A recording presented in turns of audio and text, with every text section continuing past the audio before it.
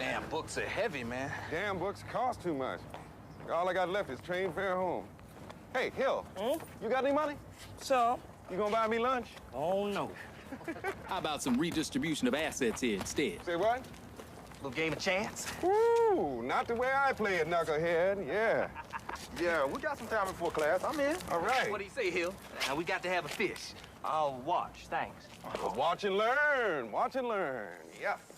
Show your 7 freckles. I had just arrived from Richmond, and there I was, watching Thurgood shoot dice, when I should have known better. Damn it, crap. Indeed. Are you a student here? Yes, sir. What's your name? Thurgood Marshall, sir. Mm-hmm.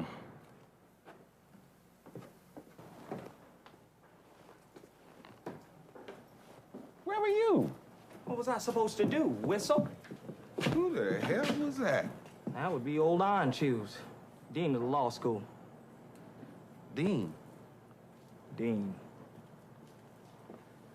of the law school. Mm-hmm. Charles Houston was the reason I'd gone to Howard. Honors graduate of Amherst and the Harvard Law School. He'd taken a shoestring operation and made Howard the first fully accredited Negro law school in the country. Morning, sir. Your name is? Oliver Hill, sir. So glad you could join us, Mr. Hill. Yes, sir. Take a seat. Sit down. Where were you? I had to buy this book. It cost me $2. Mr. Marshall. Yes, sir, Dean Houston. Explain to me, if you will, why you are here at Howard Law School. I want to be a lawyer. A lawyer? Why? Why? I don't know. My brother's gonna be a doctor. And every Negro family needs one of each. Thank you, Mr. Hill. All right now, Mr. Marshall, you are from Baltimore, aren't you? Yes, sir. Balmer.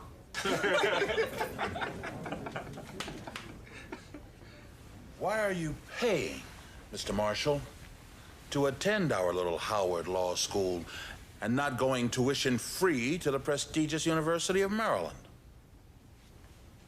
I happen to be a Negro. I see. And Negroes do not attend the University of Maryland, is that correct? No, sir. I mean, yes, sir. Negroes don't attend Maryland. Why is that?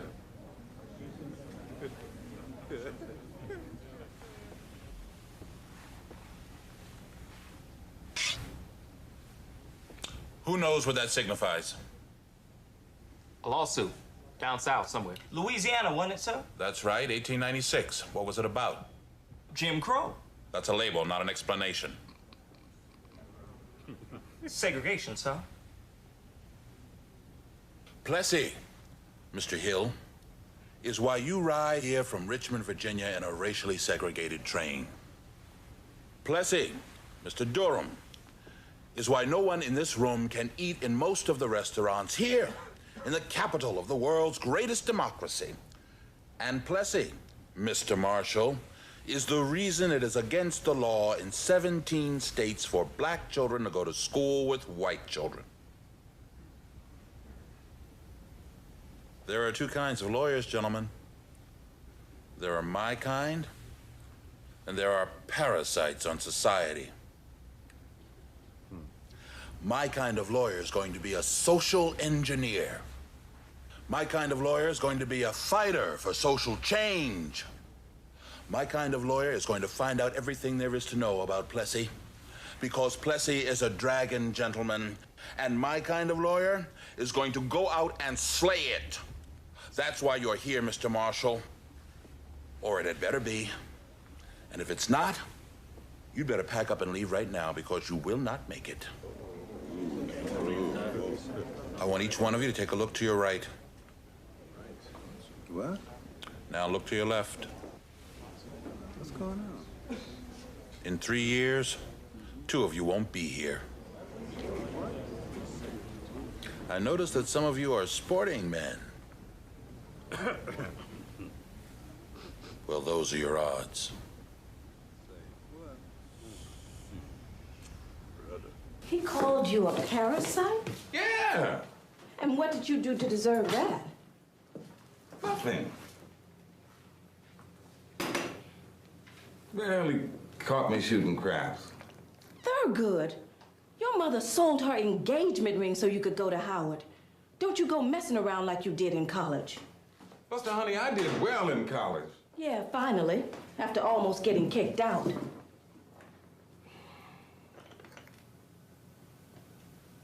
Thurgood, like the rest of us, got the message. Had to. From the start, Dean Houston had us up and arguing the ins and outs of segregation cases, especially Plessy. Now, the accommodations in the Negro car are the same as those in the whites-only car. They are separate, but they are equal. Well, no objective observer would call those accommodations equal, Your Honor. But that's not the point. My client, Mr. Homer Plessy, preferred to sit in the car designated whites only and was arrested in violation of his constitutional rights. His client, Homer Plessy, purposely broke the laws of the state of Louisiana. But that law requires whites to sit in one car, Negroes to sit in another. That's discriminatory. It violates the 14th Amendment to the Constitution. Mr. Hill, refresh my memory. Tell me exactly what the 14th Amendment says. Exactly? Well, since your entire case rests upon it, I don't think that's unreasonable.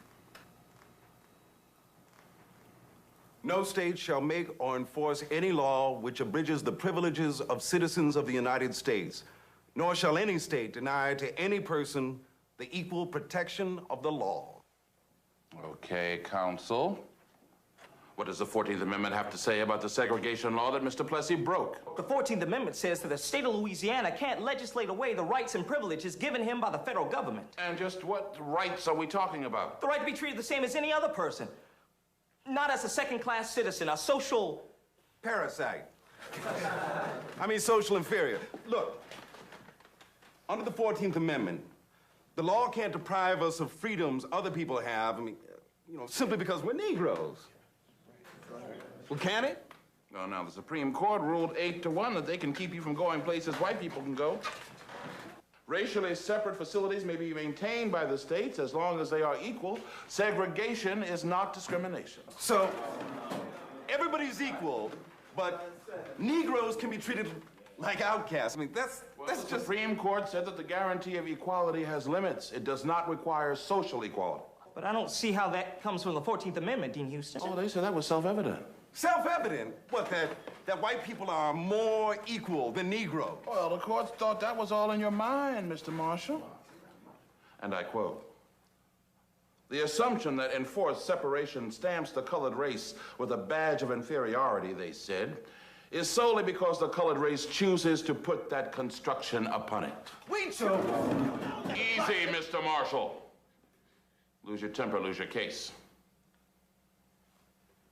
For 35 years, the Supreme Court of the United States has resisted every attempt to overcome segregation by saying, "See, Plessy." Every attempt to overturn the last vestiges of the slave codes by saying, "See, Plessy." Every attempt to open that door just a little bit so that we can become the people that we know we can become by saying, "See, Plessy." If you survive here, gentlemen, you will join a handful of Negro lawyers in this whole country who have been rigorously trained. And with that distinction comes a truly enormous responsibility. We have to change the laws that keep our people down. We must pave the way to the future. Without education, there is no hope for our people, and without hope, our future is lost.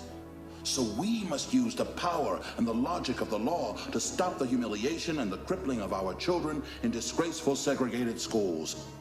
And we're going to have to accomplish this in the face of a Congress dominated by segregationists. We'll have to face the fact that no president since Abraham Lincoln has fought for Negro rights. And what that means is this: we're going to have to go to court, to the highest court in the land, to destroy Plessy.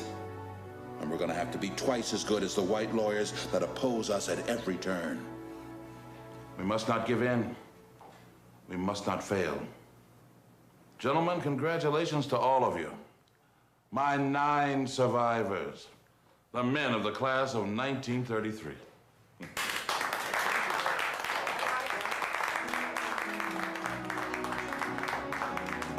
Dean, we got a little something for you.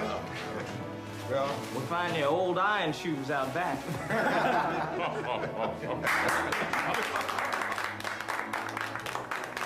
This is from the class of 1933.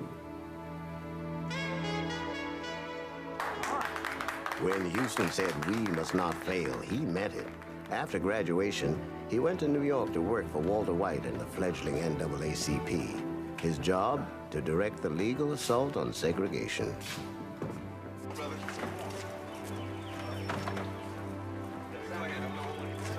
Thurgood was just starting out in Baltimore, but business would be slow at first. And when Charlie needed some affordable help, he asked Thurgood to go south with him to document racial conditions and recruit people for the legal campaign. Hey, Buster, honey, turn to your right. Not toward the rose bushes. Where did you get that thing?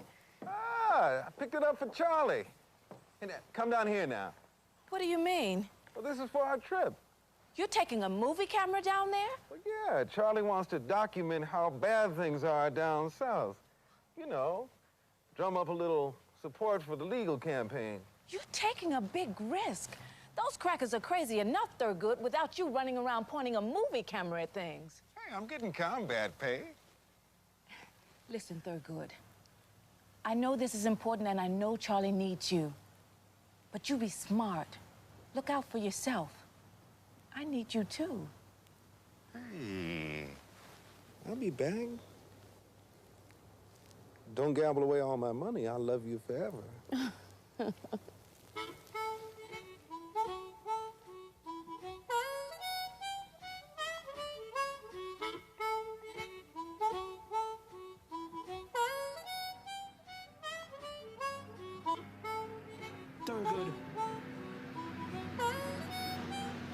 Thurgood, you're a Negro and you're speeding in Chester County, South Carolina. Would you slow down?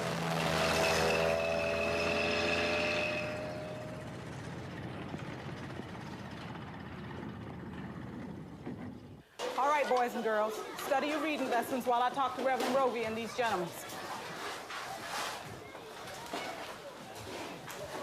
Now, children, don't make me have to get my strap. You all know how to share books, don't you? Yes, ma'am. I don't know what you gentlemen expect to see, but I'll be glad to answer if you have a question. Mrs. Moody, excuse me. Where do you get your textbooks? From the white school, when they threw with them.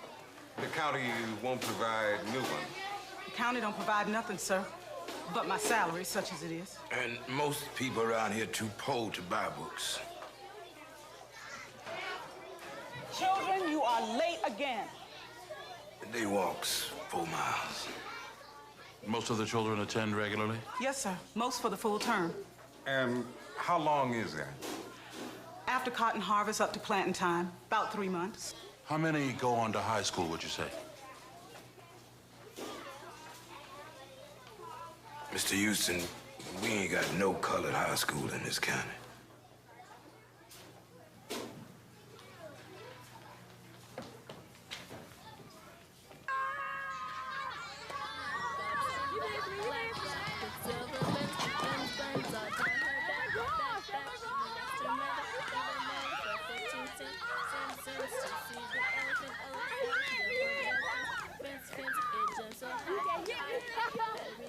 You want some of that?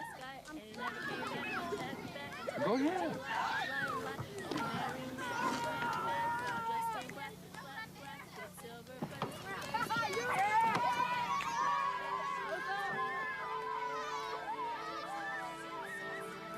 Here, give me that.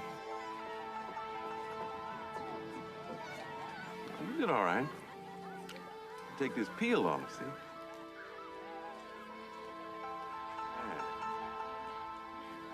Mm-hmm.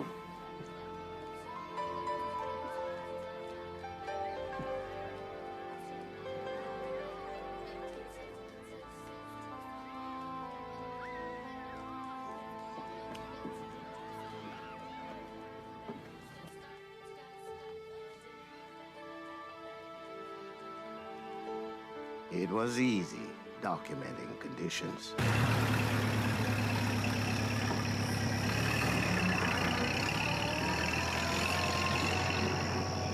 Recruiting people to stand up in court, that was a different story.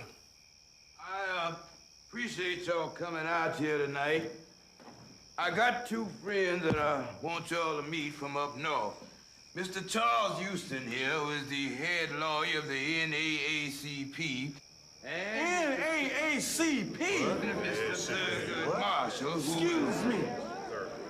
Them is race men. Race men? You ain't told us we were coming down here for no race men's program. Calm yourself down. Crackers ain't gonna catch me down here with these troublemaking race men. No, sir. Hey, hold on a minute. Look, these men are here to help us. How you think they gonna help us? We're lawyers. What he means is that if you go into a court of law with us, we can change things.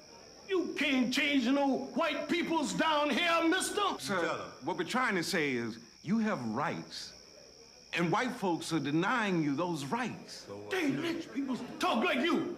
Then they come looking for us, our children. You tell them. Live it out like it is. My advice. I'm getting out of here. I'm going right now.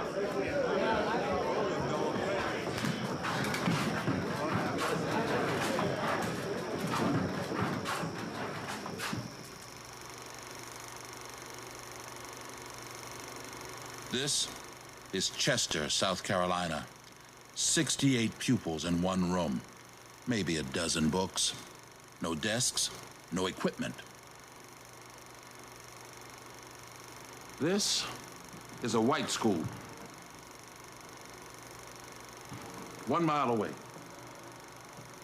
30 pupils per classroom. Very light and airy, very well equipped. How'd you get in? Oh, a white fella did it. For a very large fee. The state of South Carolina spends $332,000 to bus white elementary school kids. For a comparable population of Negroes, they spend a total of $628. Separate but equal, huh? Brutal. Just keep the Negroes poor and ignorant, and they won't get restless. Okay. What do we do?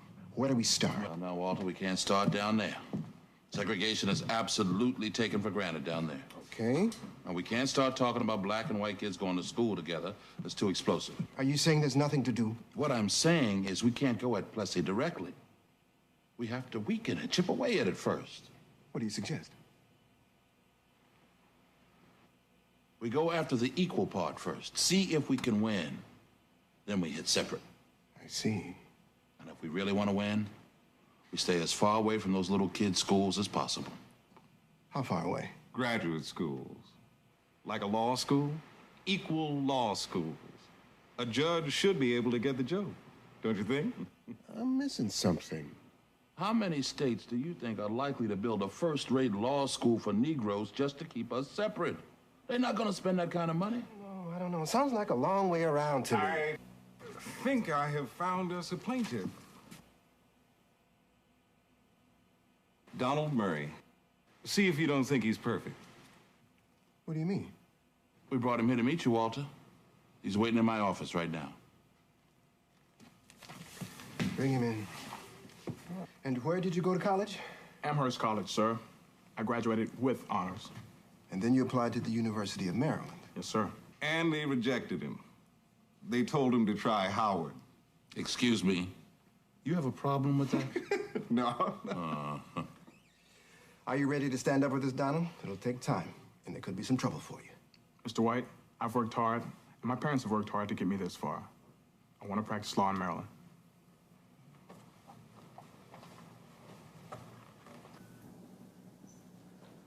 Dr. Pearson, you stated that as president of the University of Maryland, you personally reviewed Donald Murray's application to the School of Law. Yes, sir, I did. I see. And did you at first recommend that he attend instead the Princess Anne Academy for Negroes? I did. In fact, Princess Anne Academy does not have a law school or even offer any courses on a graduate level, does it, Dr. Pearson? No. And you were aware that Mr. Murray, as an honors graduate of Amherst College, was academically qualified for law school, were you not? Yes. Dr. Howell, as dean of the law school, would you agree that your curriculum is designed primarily to prepare students who wish to practice law in the state of Maryland? I'd say we want to equip our graduates to practice anywhere. Well, I have a copy of your catalog here. Most of the courses focus on Maryland State Code, correct? A majority of the courses, yes. So anyone who wished to practice law around here, as Mr. Murray has testified that he does, would be deprived of invaluable training if denied admission to the Maryland School of Law, would he not? Well, As far as I know, there's only one Maryland School of Law. Is that not true, Dean Howell? Well, I must say I don't think there'd be sufficient demand to justify a separate law school for Negroes in Maryland. The law says equal, sir. It says nothing about level of demand. I can't speak to what the law says. Dean Howell, in a Jim Crow state, if only a few Negroes choose to travel by train, should not there be cars for them? No, there should not. What would you have them ride in? Ox carts? I suppose. If the ox carts were about as good as the railroad cars, yes, I think I would.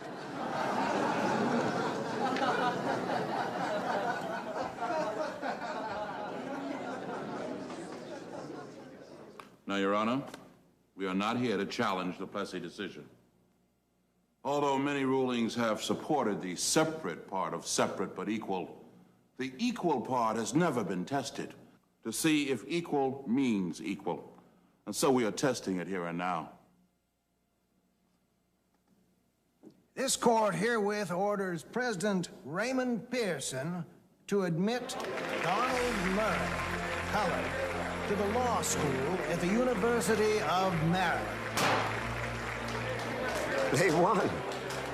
But the decision only applied to one state. So, after the triumph and celebration of the moment, Charlie and Thurgood would have to start all over again, looking for another case, one they could take all the way to the United States Supreme Court. In the meantime, there was another problem. So, what did the doctor say? Charlie kept pressing on in spite of his health problem, looking for the perfect case. Months passed. All we got is one judge in one state to tell one law school that if separate isn't equal, it can't be separate. Right. We gotta find us another case to take us to the Supreme Court. Now, obviously, we can't depend on universities to appeal all the way up, so we have to assume that we'll be the ones to appeal. Follow? So, we need a case we can lose. Yep. A good case we can lose. Charlie. Charlie. Go home.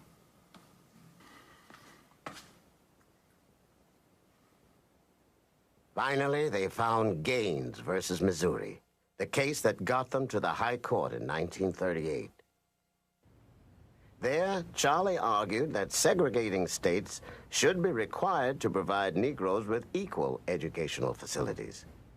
The University of Missouri had refused to allow Lloyd Gaines to enter its law school. But they said they'd pay, if necessary, for Mr. Gaines to attend law school in a neighboring state. The Missouri court found that quite a reasonable offer and ruled against Mr. Gaines.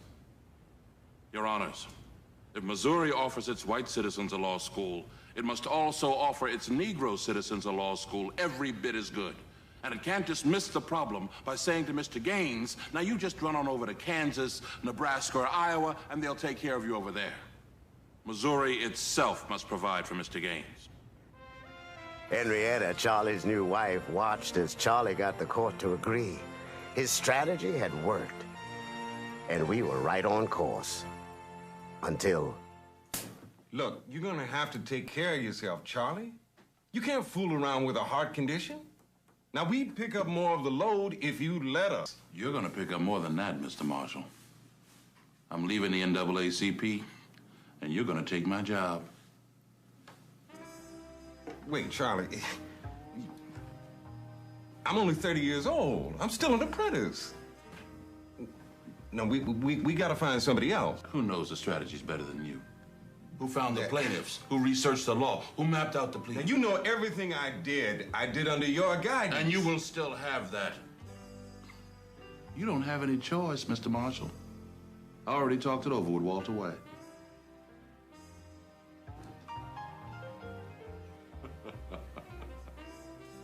Ladies!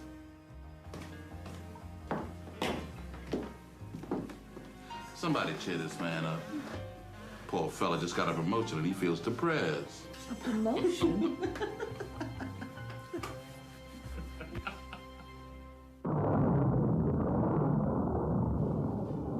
World War II. It changed everything. We fought overseas, mostly in segregated units. But especially in Europe, we found ourselves for the first time in an unsegregated world. Many of us came back with new ideas about how things should be at home. Like Heman Sweat, like Harry Briggs, like Robert Carter, who came to work for Thurgood. Texas Law School. Another law school? You have a better idea, Walter? Thurgood, my boy thinks you're being too cautious. They want you to go after Plessy directly. They want action on segregation. And they think I don't? Does the board have a strategy to suggest? Does the board have plaintiffs lined up? Does the board have a case in mind? No, the board does not.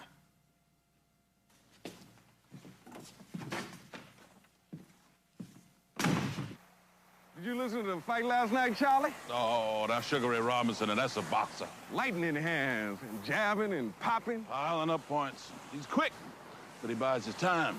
Well, that's his style. And it works, too. 7, 8 rounds, the other guy's legs start to go.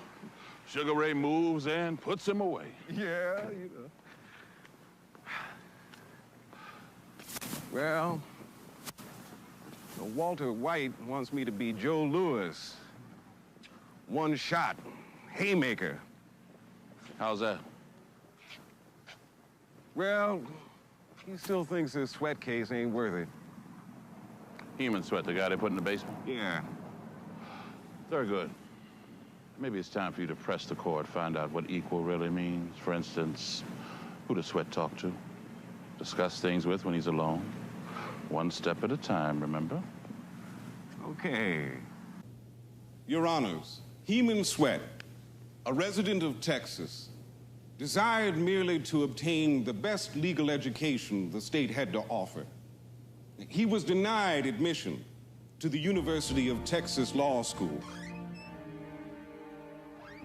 and was eventually shown to the Texas State Law School for Negroes that had been hastily established to meet this court's mandate of educational equality. Counsel, Mr. Marshall, I believe the court is familiar with the facts. Now, in your brief, you argue that this court should overrule 50 years of constitutional law, beginning with Plessy versus Ferguson. Now, that wouldn't be necessary, would it? If colored students in Texas could attend a bona fide, accredited colored law school in the state. Chief Justice, first, I'm sure that we'd all agree that the state of Texas will never build a black law school equal in facilities, and certainly not equal in terms of faculty and prestige to the University of Texas, one of the most heavily endowed law schools in this country. But second, we say that even if they did, that would not be enough. Segregated schools can never be equal. The Negro school invariably carries a stigma of inferiority. In practice, it always means separate and unequal. For the state of Texas to offer Mr. Sweat an equal education, they would have to offer him the same professors, the same discussions, and a chance to interact with all the other students of the law. That might be arguable for a graduate school of law. But what are you driving at, Mr. Marshall? If this court were to accept your position, isn't the next logical step for you to demand racial integration of children in the elementary and secondary schools? That case is not before the court. Just the same, if we were to overrule Plessy, wouldn't that require nationwide desegregation of all public schools at every level?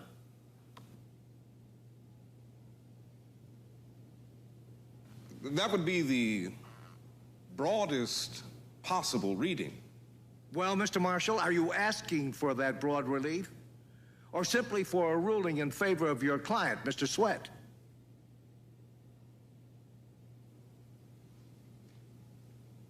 It is our position, Mr. Justice Frankfurter, that this court should re-examine Plessy.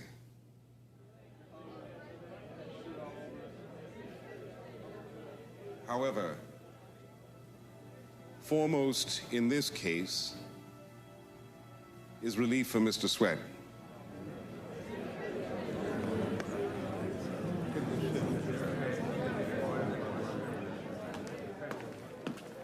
Did you see the way they jumped all over me?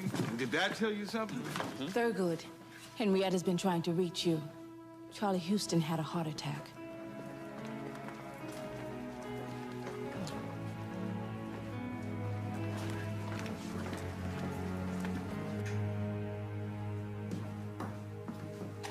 Hey, counselor. Thurgood. Hi, Henrietta. How's this man behaving? Well, for a change. Hi, Bo. How you doing? Thurgood. Ooh, your boy is growing like a weed. You're gonna start school pretty soon, aren't you? Yeah, all right. How things go in court today, counselor? I talked Plessy and they jumped all over me. You would have loved it. Come on, Bo, honey. Daddy wants to talk with Uncle Thurgood. We'll go down and get some ice cream, okay? I don't want ice cream, Mommy. Bo, you go with your mama. Go on now. Come on, sweetheart.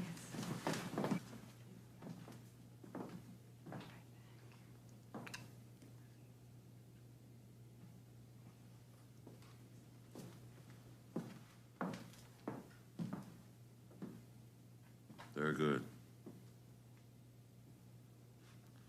Maybe we made a mistake. Hell, they never intended for us to be a part of the mainstream in this country. My whole lifetime. How much has changed? Oh. We made a good start, Charlie. Listen. A couple of weeks ago, I took Bo to the drugstore down the street. Bought myself a pack of cigarettes. He ran over to the soda fountain and hoisted himself up on one of them stools. Oh, he spun around. He was having such a wonderful time, just laughing.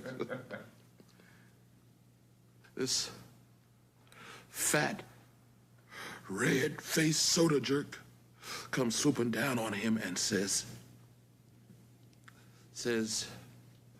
"Get down from there, you little nigger."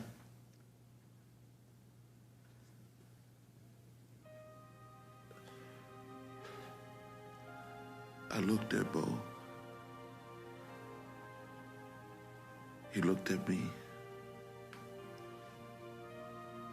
I saw the hurt and fear in his eyes.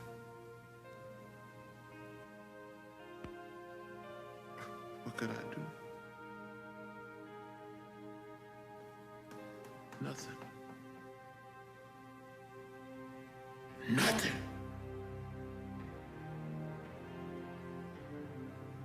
They're good.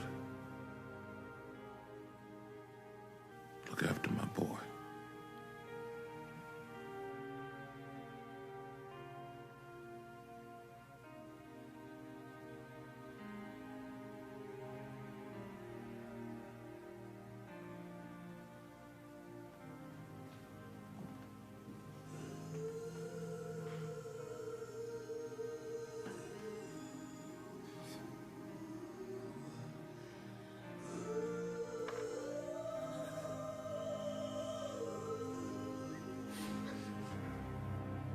Millions of Negroes may never know that this man dedicated his life to improving theirs. Charles Houston saw a society that refused to live by its own principles. He saw a nation that said all men are created equal, but used the law to keep some of its people down. Charles Houston said the law of this land cannot be permitted to do that. And he set out on a legal crusade to carry his people to racial equality.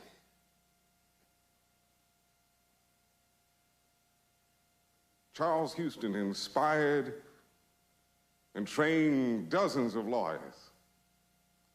Sometimes he scared us too. But he dedicated us to that crusade.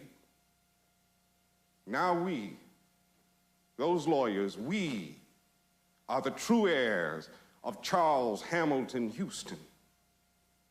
And his legacy to us is the same charge he gave us years ago: to use the law, the power and the logic of the law to deliver our people from centuries of injustice and to restore to them their right to learn, to achieve, to excel.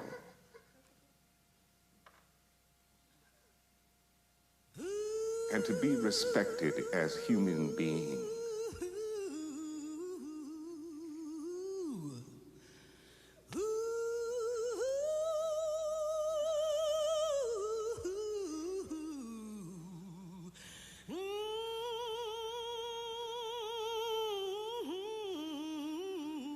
Two months after we laid Charlie Houston to rest, the Supreme Court ruled that there was more to equal education than buildings and books. The University of Texas Law School possesses not only superior facilities, but also certain intangible qualities that make for greatness in a law school.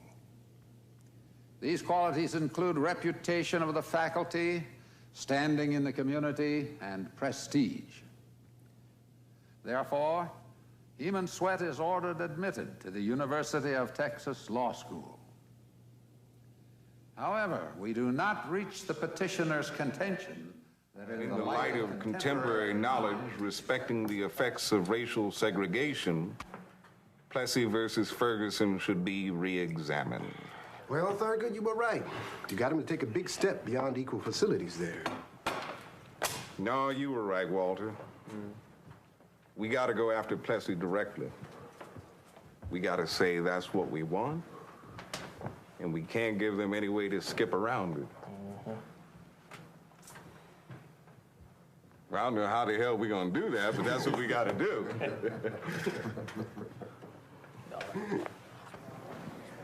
Thurgood was about to get some unexpected help. Down in Clarendon County, South Carolina, a farmer named Levi Pearson stood up with NAACP lawyer Harold Boulware to ask for a school bus. Levi, we're behind you all the way.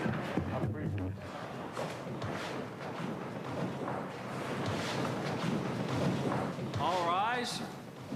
U.S. District Court, Clarendon County is now in session. Judge Edgerton J. Fowler presiding. Pearson versus the Clarendon County Board of Education. The court is dismissing this case. Mr. Boulware, your client has no legal standing to bring this case.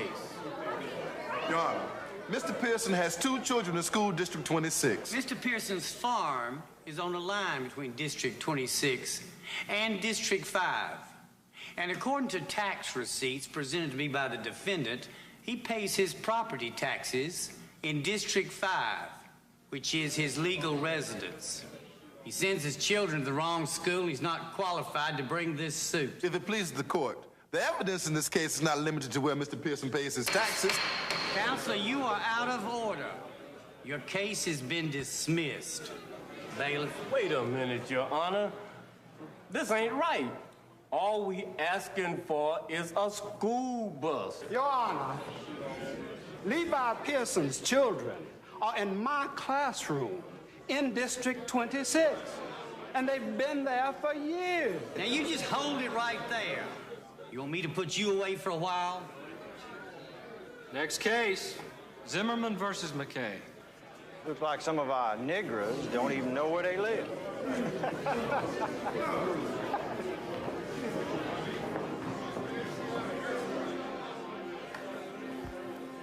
Evening, folks. I am very glad to see you here tonight.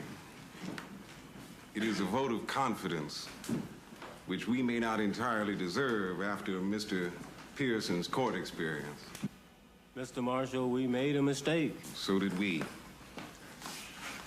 We should never have tied a case to one person. Mr. Marshall, I believe Mr. Bulwell was trying to save other parents from reprisals. Yes, sir. I understand. Well, what do you want us to do now? Mr. Marshall, we want to know what you think we should do. It depends. How much you want to stand up to white folks? How fast you want to go?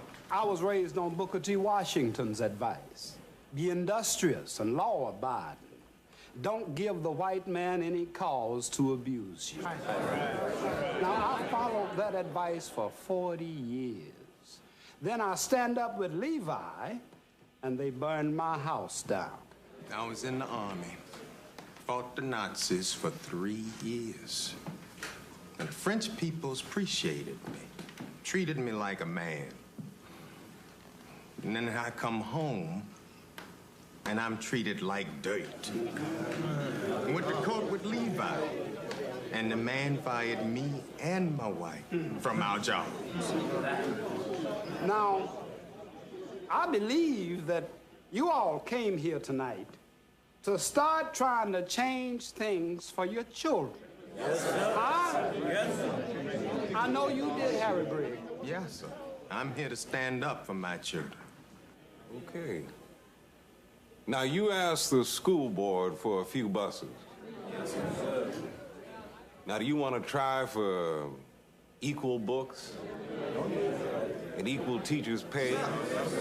Equal school building? Or do you want to fight to get your kids the exact same schooling white kids get? There you go.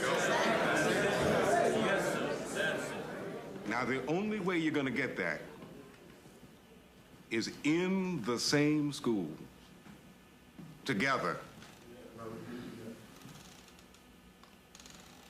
Now, you know white folks ain't going to take that sitting down. They're going to come after you, and they're going to keep coming after you. We're leaving here tomorrow, but you all have got to live here. Mr. Marshall, my children get the short end of the stick. And I don't mean to put up with it no more. Mr. Marshall, you decide what to say in court. You know about those things. Just tell us what we have to do. Well, we need to make this a group action. We need about 20 of you as qualified plaintiffs. You count on me. Where do I sign? I'm putting my name down. All right. Things sure are changing in South Carolina. Last time I was down here, everybody was scared to death. Mr. Marshall, all the scared niggas done already moved to Chicago. All right, good people. I think we have got ourselves a deal.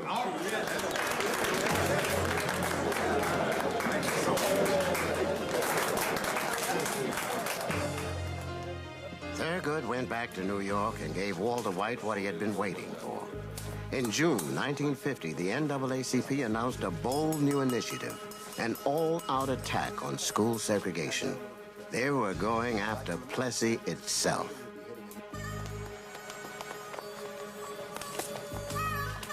Some of our people were afraid it would backfire, but folks were beginning to stand up. In Topeka, Kansas, a welder named Oliver Brown tried to enroll his daughter Linda in a white school in his neighborhood. He was turned away. We took the case.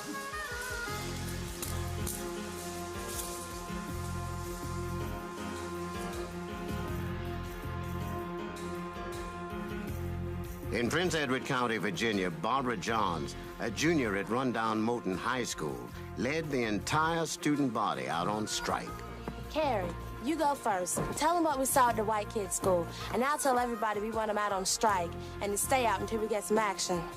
Okay. Barbara, I know what you got in mind. Miss Richardson. Please, this will only bring trouble. Miss Richardson, we know what we're doing. Our teachers have tried, our parents have tried, and if we don't do something, nothing will ever change. But you can't just expect... I'm sorry, Miss Richardson. This is what we're doing, and we don't have much time. Barbara wrote to my office in Richmond for help. Those students became our plaintiffs in Virginia. With all of this activity, Thurgood happily called in more help. Bill Coleman. Thurgood. Come on in. How you doing? Meet Jack Greenberg. He just joined us. Nice to know you. Jack. Robert Carter. Mr. Carter. So how things in Philly, Bill? Oh, man, I moved up to New York. Couldn't get anybody in Philly to hire me. Oh, I know how that goes. Harvard Law Review. Well. Former law clerk to Felix Frankfurter, ain't it? You can't be that, Mr. Coleman. I mean, you a darky, ain't you, sir? We sure as hell can use you. No one knows the Supreme Court like this man, inside or out. No. What was your problem in Topeka, Jack? We got a group of Negro teachers that say if we win, they'll lose their jobs. Well, they could be right. So, some of our plaintiffs are talking about backing out. What? Well, we can't lose Topeka. Well, that's for sure. If you are trying for a Supreme Court decision that applies to all the segregating states, you're going to have to go in with 3 or 4 good cases. Jack, I don't know what to tell you. You're going to have to find some way to convince him. Let's talk about it. Did you read the South Carolina brief? Yes, as a matter of fact, I did. And it is, well, it's weak. How? It is if you're going for the Supreme Court. Look, we already know that segregation is wrong. But the question is, how is it unlawful? You see, I don't see the basic legal argument here. It's straight line 14th Amendment. Segregation is discrimination. Discrimination is unequal treatment, thereby damaging the Negro student. So, you're going to have to prove that discrimination has damaged your client in a way that violates the 14th Amendment. Well, we can prove damages, all right. How are you going to do that? Using social science evidence. Man, are you serious? Sure. I mean, there are a lot of new studies out now, and we can have experts testify. Experts? Come on, man. I could see experts testifying in tangible matters. I'm talking about equal facilities and pay scales. Oh, and come on, man. Bob. Who do you have in mind? Kenneth Clark. Dr. Kenneth Clark. So, with these psychological tests, Dr. Clark, you... Ken, please. Well, Ken, you show that discrimination hurts the Negro children by by causing a feeling of inferiority, which impairs their ability to learn. Oh, absolutely. And these feelings grow into self-hatred and ultimately into despair? No question. It starts at an early age, 4 or 5. And of course, the earlier it starts, the more permanently damaging it is. Thurgood, Dr. Clark has been testing children for 12 years. Well, what do you think, Bill? Gentlemen, with all due respect to the good doctor, you will be laughed out of court. Dr. Clark, you use these little dolls, don't you, in your experiment? Mr. Coleman, my findings are consistent with and supported by a large body of research. Whatever your opinion of my methods, most experts would find merit in them.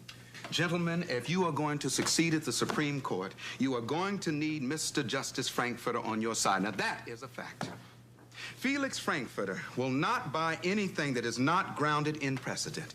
And if there's one thing that raises his hackles, it's the suspicion that some lawyer is running a carnival sideshow. I'm sorry, but this social science voodoo is not science, and it sure as hell isn't law. This is not voodoo. This is about damage, real damage to real children. Thurgood, please. Bill, you ever read the Negro Press? The Pittsburgh Courier. You ever seen Dr. Fred Palmer's ad? Be lighter. Be lovelier. Be loved. Dr. Fred Palmer's new double-strength skin whitener. Yes, sir. Does that say damage to you?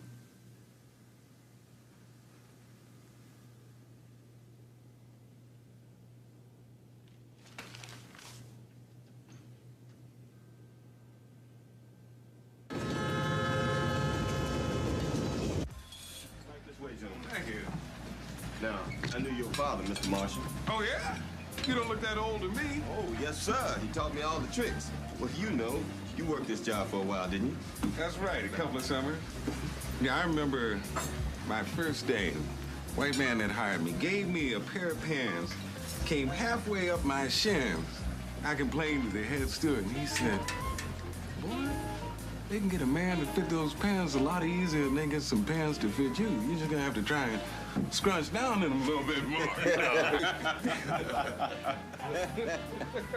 Well, that means you almost a railroad man. And, sir, I want you to know we do appreciate what you're doing. Thank you, I appreciate that. What's this? Compliments of all the stewards. We heard you were coming. Well, all right. Very nice. Yes. I'd love to wait for it, but you know, to the railroad man.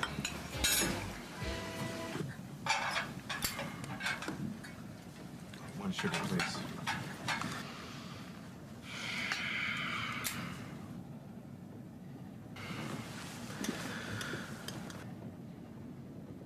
Are we still in Virginia? No, sir. We just crossed into North Carolina. Way, way below the Mason-Dixon line. Yeah, the Smith and Wesson line. Hey, doctor, you look like you've never been way down south before. Only once. I tested some children in a couple of cities in Arkansas. Say that again? Well, most of my testing has been done in northern cities.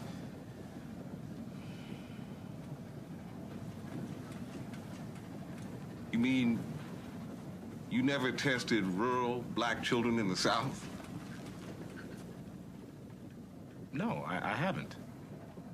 Well, I thought you knew. Thurgood Ken's test results are very consistent. There's no reason to believe these children down in Clarendon County are going to test any differently. There are lots of reasons. These are farm kids. And the Negroes in Clarendon County are in the majority, 6-1.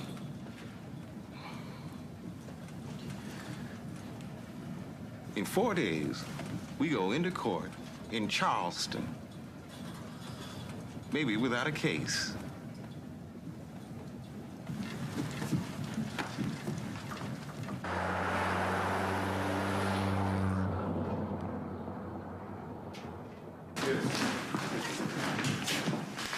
That'll be fine right over there.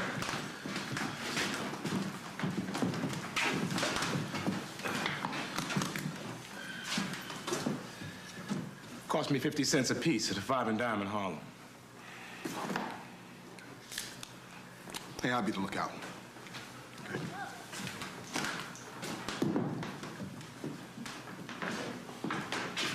Oh, Dr. Clark. Hello there. What's your name? Ginny. Ginny. That's a nice name. I'm Dr. Clark. Do you like dolls, Ginny? Do you have any dolls? What, no dolls at all? Once I had one, she were out. Well, I have some dolls here. You want to see? Come on. I'll show you.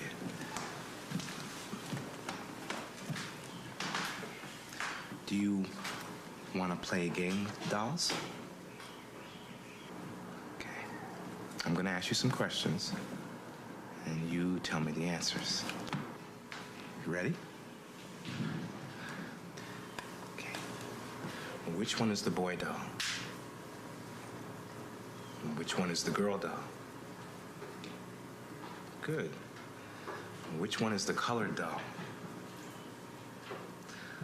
And Jenny, I want you to hand me the doll that you'd like to play with.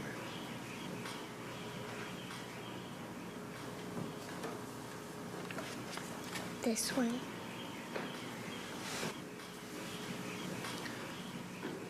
Now, give me the nice doll.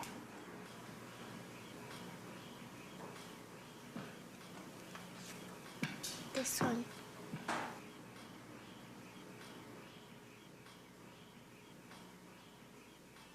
Give me the doll that looks bad.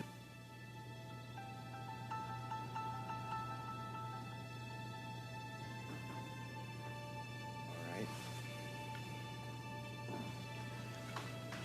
Now, give me the doll that looks most like you.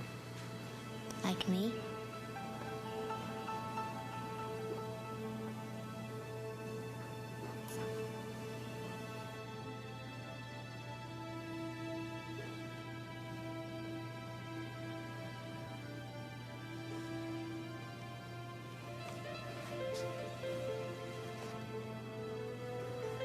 This one looks most like you.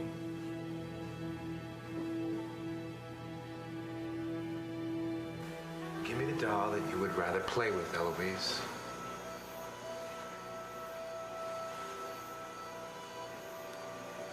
Fine. Now, give me the doll that looks bad to you. Bad? Well, yes. There's one that you don't like as well because of the way it looks.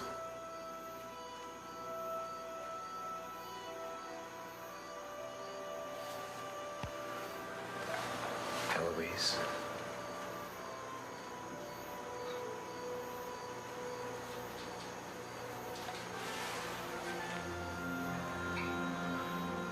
Thank you. Now, which one of the dolls do you think looks most like you? Just show me the doll that looks like you. I don't want to. Why? I want to go home.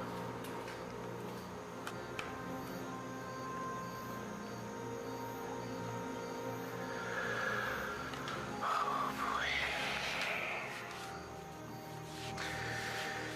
It's all right, Eloise. The test is over anyway.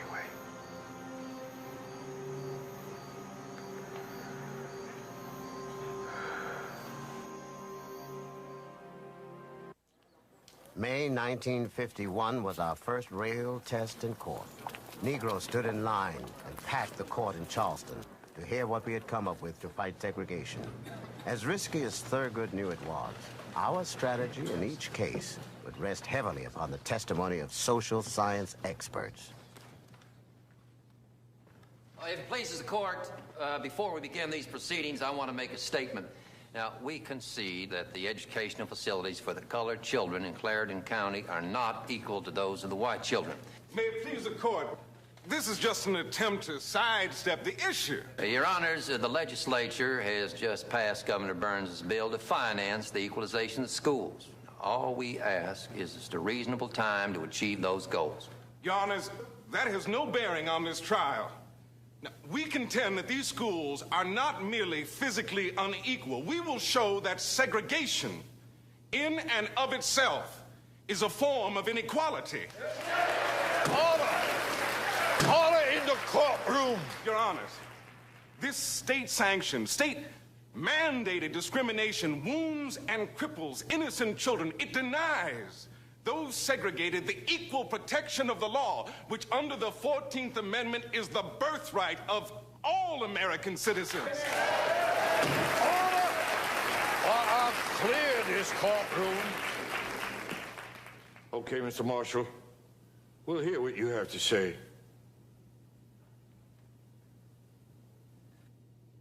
Segregation destroys a Negro child's self-esteem.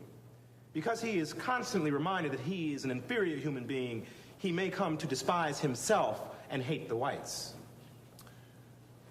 Now, Dr. Clark, have you... excuse me. Segregation also affects a child who belongs to the discriminating group, the white child. How's the white child affected? Well, the same people who are teaching him democracy, brotherhood, to love his fellow man, are also teaching him to segregate. There's a lot of confusion, naturally, and feelings of guilt. Dr. Clark, having tested the Negro students involved in this case, what are your conclusions about them? These 6- and 7-year-old children suffer to a most appalling degree from self-hatred. And this has a paralyzing effect on the growth of their personalities. This type of injury, in your opinion, is it likely to endure? In my opinion, this type of wound stays raw for a lifetime. Thank you very much, Doctor. Dr. Clark, let's see.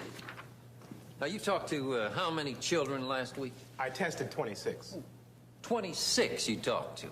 And how many students are there in the schools of Clarendon County? I don't know. Your Honors, there are 61 Negro schools in the county with a total enrollment of over 6,000 pupils.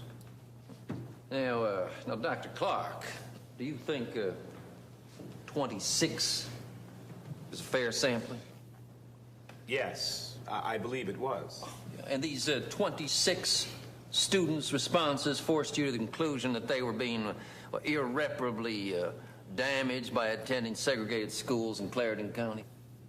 Because they are segregated, they see themselves as being generally inferior. Negro children, unlike white children, expect to be rejected. Your Honors, I have never heard testimony like this in a court of law. I'm sorry, but I don't know what else to ask this gentleman. Thank you. Reverend Duane, your efforts here will be rewarded. Oh, thank you, Dr. Clark. Thank you. And Mr. Carter, thank you so much. More than a pleasure, sir. Thank you. We thank you all, Mr. Marshall. Yeah, well, we're a long way from home. It'll probably be several months before we even get a decision from here. Are we gonna win, Mr. Marshall? Well, someday, you know, how you doing? Glad y'all came down. Probably not here now, Harry. You know, we want. Meanwhile, Carter and Greenberg would handle the Brown case in Topeka, but they wouldn't have Ken Clark. And some other key experts were also proving hard to get. Hey, how? We don't have Dr. Manager? He says he's on our side, but he also says that he doesn't want to come unless he's subpoenaed. It's too close to home. What about the big guy in Minnesota? Ronald Rose. He just changed his mind. Look, Jack, they weren't ready for us in South Carolina, but sooner or later they're going to come after us. Now, who do we have? Dr. Louisa Holt. Rose recommended her. Uh-huh. Bob, she's the best we can do. Dr. Holt. Dr. Louisa Holt. Bob Carter. Pleasure to meet you, Doctor. I know I'm here by default. There's so many other social scientists better qualified than I. Wow. We're lucky to have you, Doctor. This way, please. Pardon me, ma'am. Give the court your name, please. Oliver Brown. Are you a resident of Topeka, Kansas, Mr. Brown? Yes, sir. 511 First Street. Mr. Brown, do you have a child enrolled in the public schools of Topeka? I do. She goes to Monroe School, about a mile away. That's a Negro school? Yes, sir. How does Linda get to school, Mr. Brown? She walks across the Rock Island Railroad switching yard. I worry because it's dangerous. She's only 7 years old. All right. Is there a school for children Linda's age in the neighborhood, Mr. Brown? Yes, a white school, Sumner School. And did you take Linda one day to seek admission at the Sumner School? I did. And what happened, Mr. Brown? They threw us out.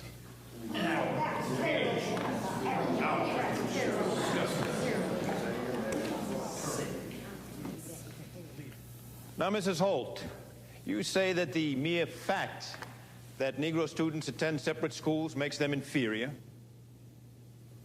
That's not what I said. I said... Well, you contend that it affects the learning process. I certainly do. Well, now, that could rationalize the lower test scores of Negro students, couldn't it, Mrs. Holt? It doesn't rationalize a thing. How do you know who you are?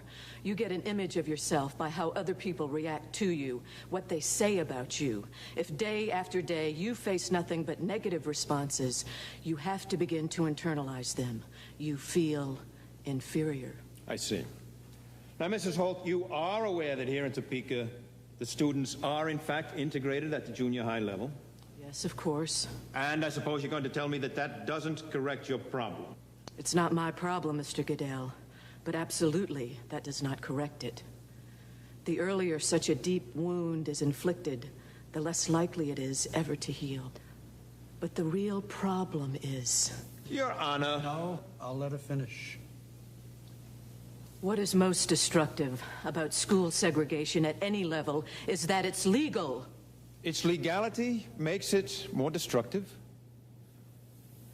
Our government is approving, giving legal sanction to a policy that has to be seen by white people and Negroes as proof that Negroes are inferior.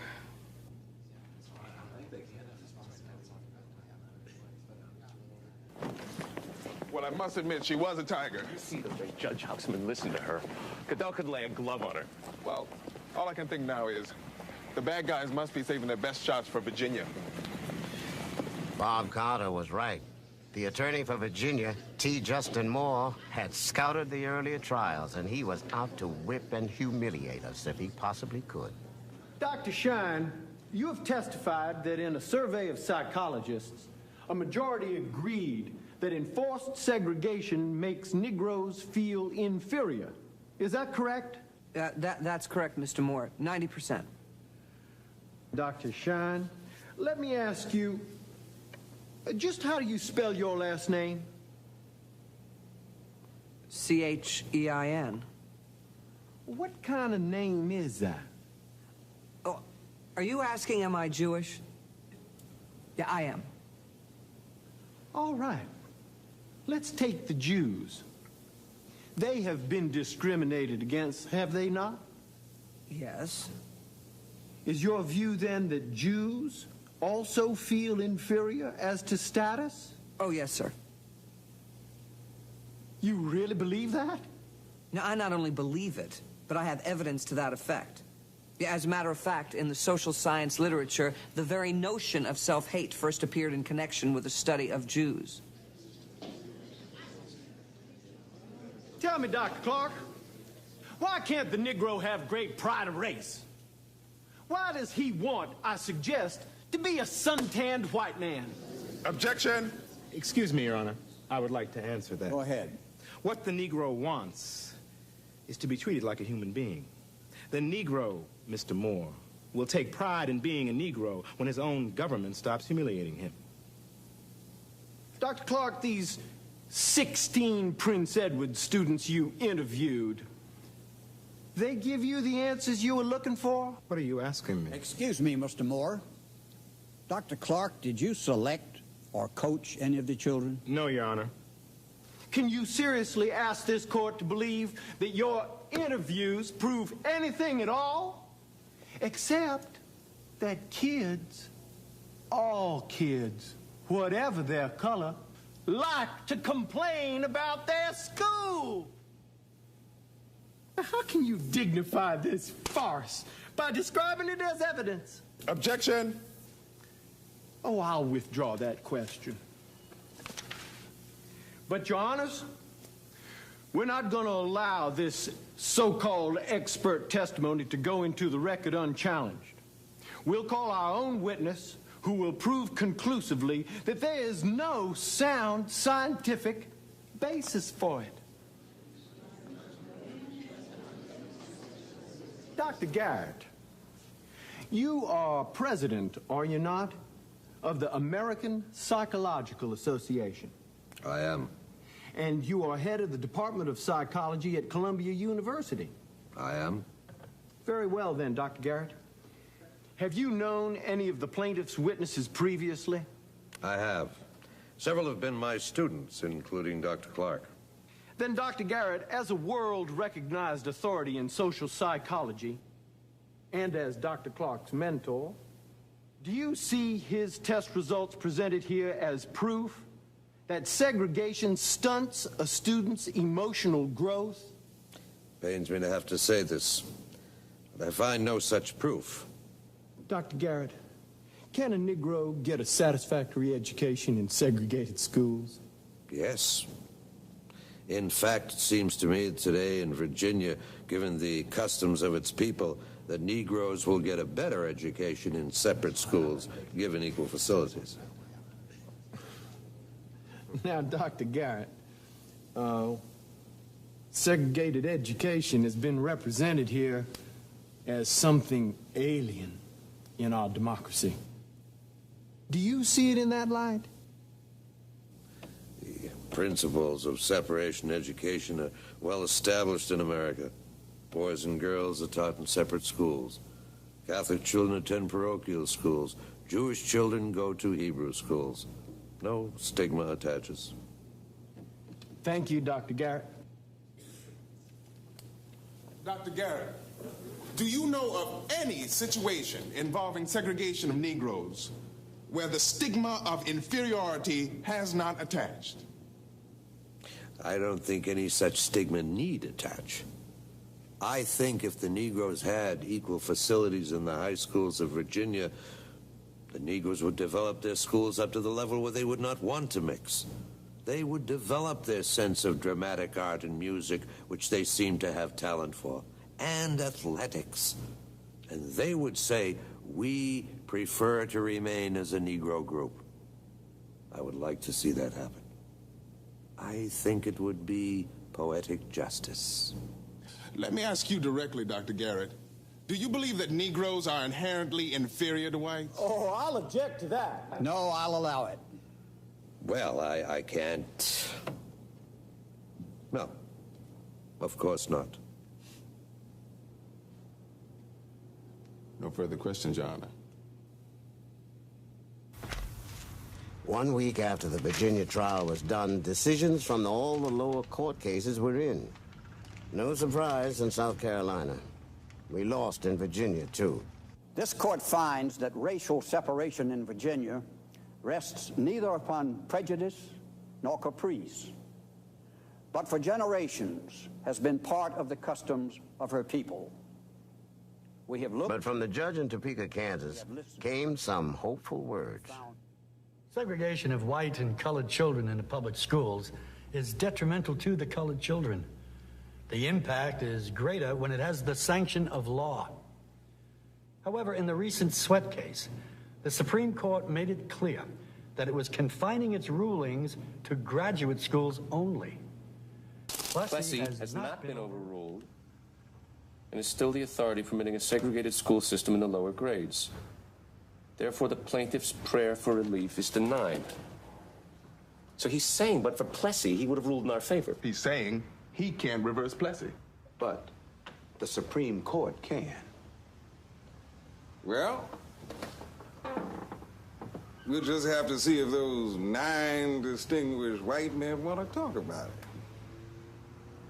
We now had 3 cases we hoped would be accepted by the Supreme Court. And a few months later, the court met to consider them. I feel strongly that we should not hear these cases now. Felix, we've avoided confronting these issues far, far too long. I agree. I think it's time we do our job. Our job? I'm not convinced that this is a matter for disposition by the courts. Well said. It's going to be very difficult to thrash this out, Felix, but it's necessary. And as Bill says, it's time we faced up to it. May I have a show of hands?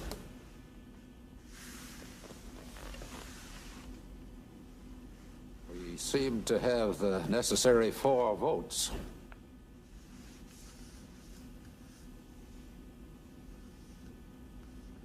All right, the cases will be consolidated and put on the fall docket. And following tradition, we will refer to them collectively as Briggs versus Ezra. Chief, that's alphabetical, yes, but in this matter, in order to emphasize the geographical variety, might I suggest that instead of South Carolina, the Kansas case be given pride of place? Oh, Felix, you're splitting hairs. I'm trying to take the pressure off the South, Bill. Excellent suggestion, Felix. Thank you, sir. Any objections? All right, then. Brown versus Board of Education, Topeka. When it was announced that the court would hear cases involving school desegregation, opposition was immediate. Do you want your children sitting next to some filthy, nappy-headed, big-lipped, sex-crazed nigger heathen? Hell no! What we say to the damn Supreme Court, you just try and put one goddamn nigger into our schools, and we'll kill the nigger and burn down the school. But maybe the worst news was that the great John W. Davis, a man who had won 140 cases in the high court, who literally wrote the book on how to win there, he would oppose Thurgood in the oral arguments.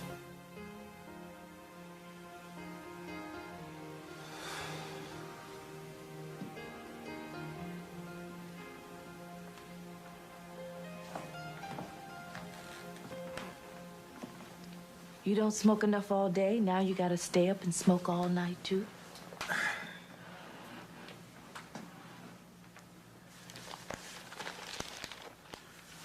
You know who this man is? I remember. You used to cut class to go and hear him argue at the Supreme Court. Charlie Houston used to tell us, you got to be twice as good as the white lawyers. Twice as good.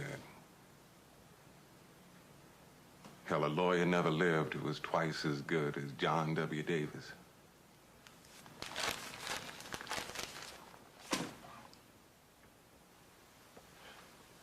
You go on ahead to bed now. I'll be along. I got to find something. Thurgood. Charlie chose you. I chose you. I think we were both right.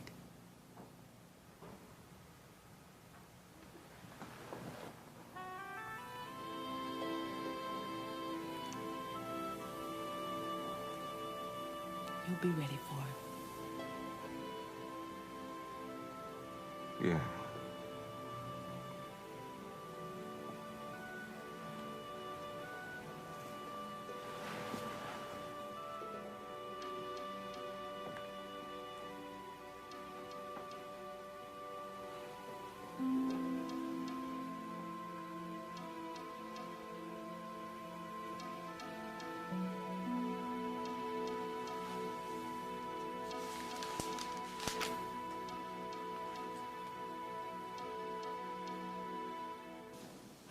Is that really your sept? Oh, my. I see. All right. Thank you, Jimmy.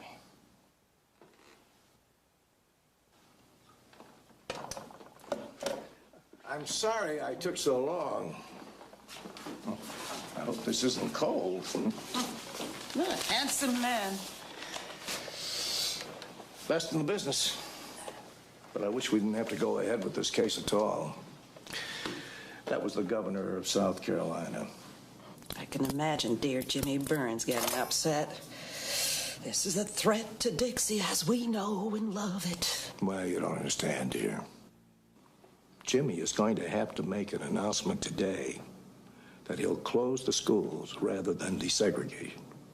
After he spent all that money improving the colored schools in South Carolina? That's the whole point, dearest. This whole thing could very well backfire on the Negroes. They could kill the public school system in the South. There could be a violent and bloody death. What can you do? I don't know. The court is so deeply split. There's no leadership.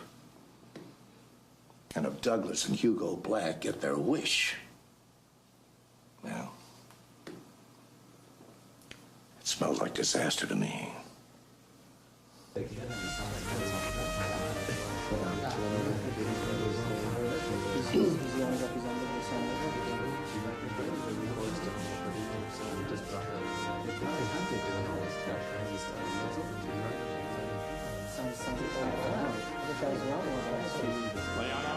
Chief Justice and the Associate Justices of the Supreme Court of the United States. Oyez, oyez, oyez. All persons having business before the Honorable the Supreme Court of the United States are admonished to draw near and give their attention, for the court is now sitting. God save the United States and this honorable court.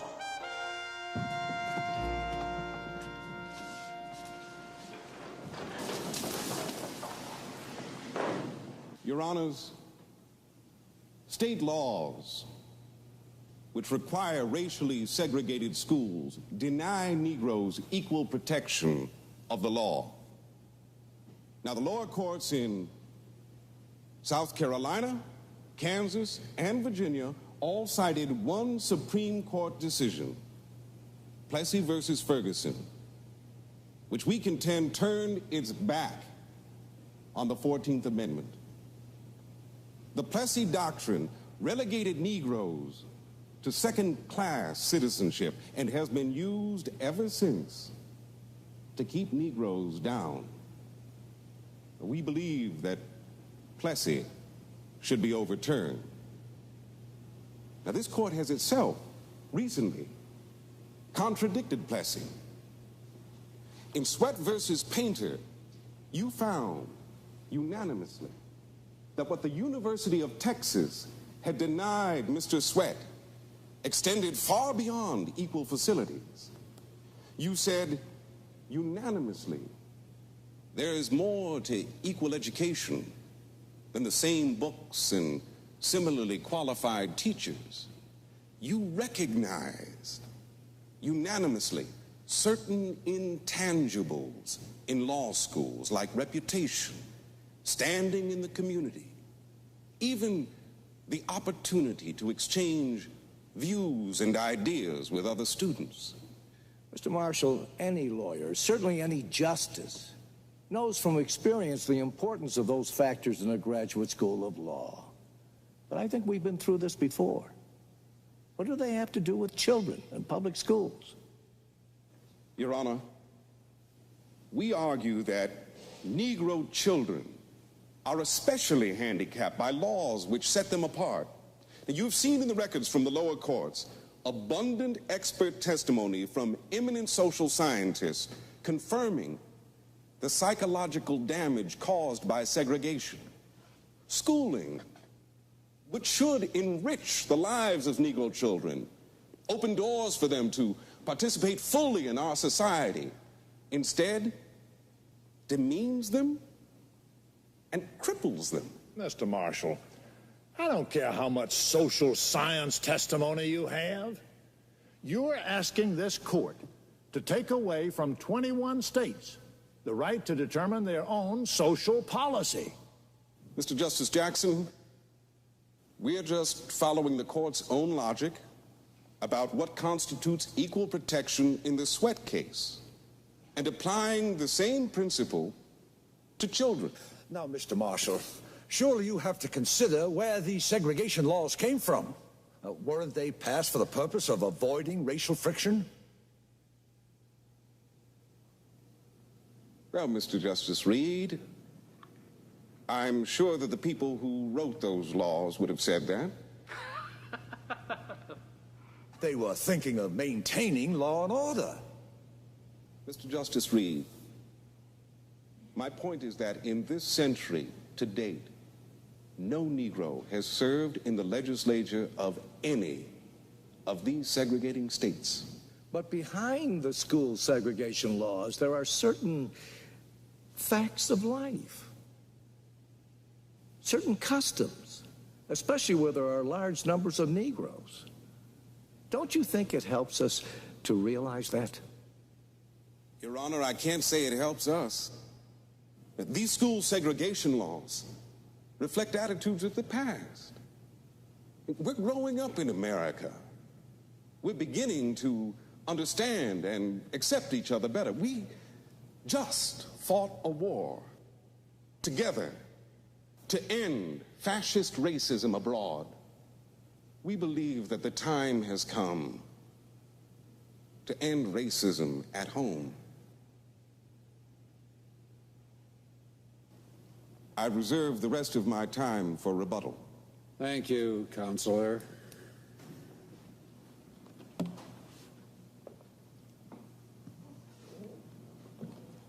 Now, counsel for the appellants has cited testimony from what he chooses to call expert witnesses, such as Dr. Kenneth Clark, for example, who tested 26 colored students in Clarendon County, South Carolina, with white and brown dolls. Now, Dr. Clark concludes that colored children have been irreparably harmed, made to feel inferior. Well, this is distressing news indeed. Your Honors, I am reminded of the wistful lament in Scriptures, "Oh, that mine enemy had written a book." Well, in fact, Dr. Clark has written on this subject and has described a similar testing of colored students in the integrated schools of a northern city. Now, Dr. Clark concludes that 52% of the colored students thought that the white doll was nicer than the colored doll. In the North, 68% thought so. In the South, 49% of the Negro children thought that the colored doll was bad. In the North, 71% thought so. Now, what has become of the crippling influence of segregation? It has vanished. Now, Your Honors, how can we say with certainty that racially segregated education offends the 14th Amendment? Now, Congress framed the 14th Amendment in June of 1866, and the very next month, July of 1866, that very same Congress voted to establish segregated schools in the District of Columbia. And from that good day to this, the Congress has never wavered from this policy. Mr. Davis, 1866 was a long time ago. Conditions change. Isn't it possible that what may have seemed all right, that is, constitutional in 1866, might now be considered unconstitutional? Your Honor, changed conditions certainly may affect the laws as set by Congress and by Congress alone. But changed conditions should not extend the intended reach of the Constitution.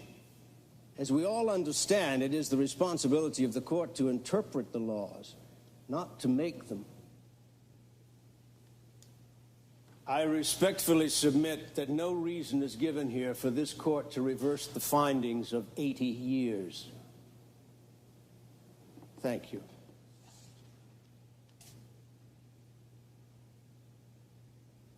Your Honors, for all his eloquence, Mr. Davis has left untouched my chief point. For some reason, the Negro is segregated against his will, is forced into a state of imposed degradation. For some reason, the Negro child is kept out of the mainstream of American life.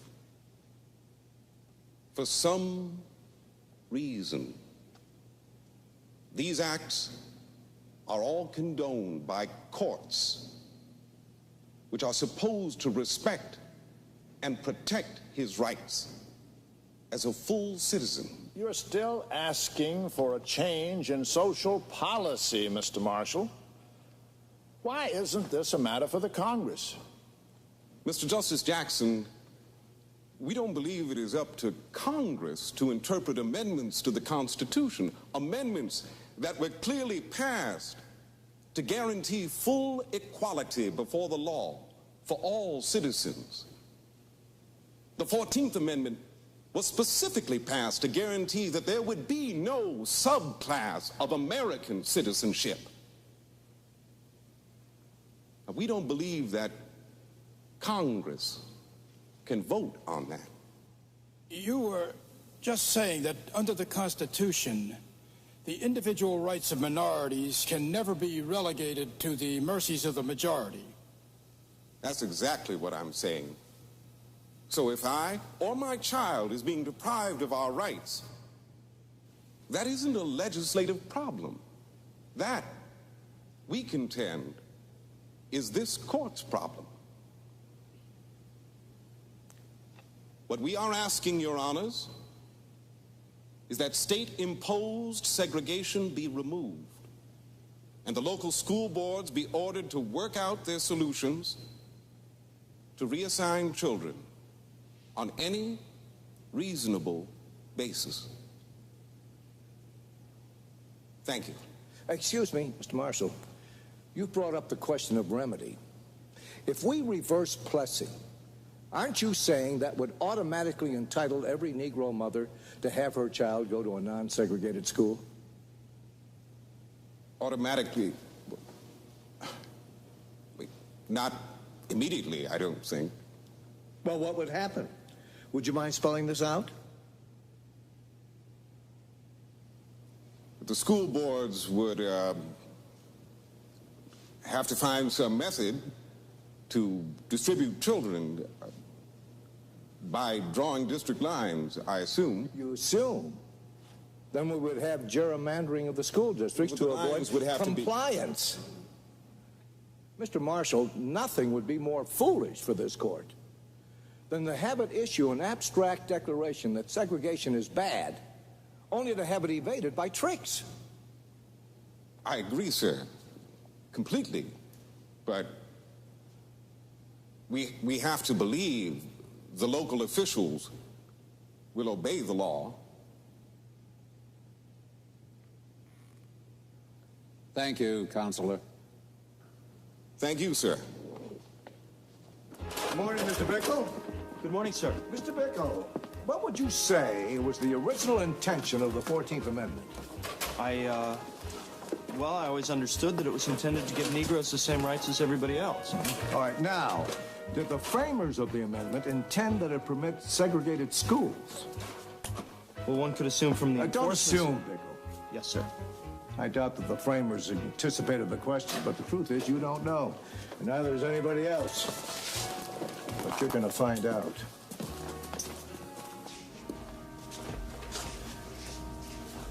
Chief. Felix. I'm sorry. That's all right. Larry. Well, brethren, we're all here now, so let's please get started. Now, we're asked here to reverse Plessy, in spite of a large body of law behind us on separate but equal. As John Davis reminds us, the Congress that framed the 14th Amendment also permitted segregated schools in Washington, D.C. So I'm inclined to affirm the lower court rulings. I know my Southern compatriots, and I know there's a deep fear that desegregation will lead directly to the mixing of the races. I also know that the clear purpose of segregation laws is to discriminate. I hold no brief with those who would keep Negroes down, to exploit them as laborers and so on. But we must remember, the Negro race is out of slavery for only a short time. They still have a lot of catching up to do. So, while a body of law has grown up to surround separate but equal with an aura of legitimacy, I find Mr. Marshall's argument persuasive. Racial classification is wrong.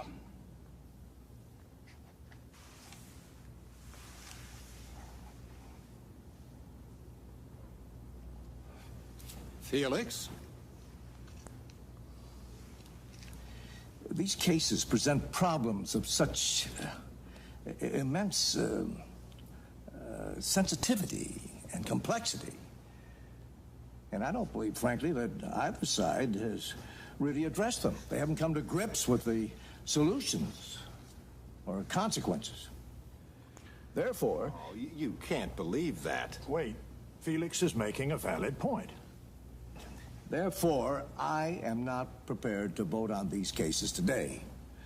I recommend that we give both sides a chance to re-argue. A chance? Felix, re-argue what? What could we possibly hear that is new?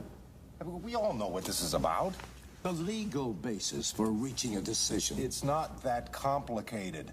Well, for some people, nothing is complicated. And for some people, everything is. Chief, I think it would be best not to vote today. Well, We are at loggerheads. We will not vote this morning. Felix, we'll take your suggestion under advisement. Great news, Mr. Pickle. We're ordering re-argument. Now, I need your help drafting some questions. What sort of questions? For whom? For both sides to form the basis for the rehearing. How are you progressing on the 14th Amendment? What the framers had in mind? It's slow going, sir. What the hell are they after? Proof that the 14th Amendment was intended to outlaw segregation and that the court has the power to do it. How can you prove that? But they do ask how a remedy might be framed. It's a good sign. Why do they need us to tell them how to do their job? Hell, we won the damn case. They just won't admit it. Thurgood, this is a big job here. We're going to need historians, constitutional scholars. My God, it's going to cost a lot of money. Sometimes I get so goddamn tired of trying to save the white man's soul. That was a long, terrible summer. We lined up dozens of scholars to try to make history serve our argument. I'd seldom seen Thurgood so down. So after the war was over, to get back into the Union, all the Confederate states framed new constitutions, and not one has a single word about segregated schools. Well, perhaps, Professor Kelly, they knew the 14th Amendment had outlawed Jim Crow. Come on. What? They just took segregated schools for granted. This is a goddamn wild goose chase.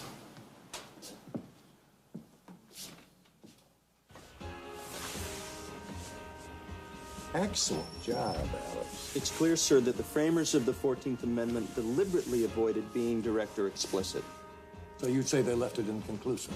It's 1866. There was almost no public effort to educate Negroes or whites. The framers never gave a thought to segregated schools one way or the other. But the language of the amendment is deliberately broad and elastic to allow for future conditions the framers could not anticipate. So you're saying they left the door open for either the Congress or the court to act? Sir, in good conscience, I'd say they left it a gray area in the Constitution. The court will have to interpret.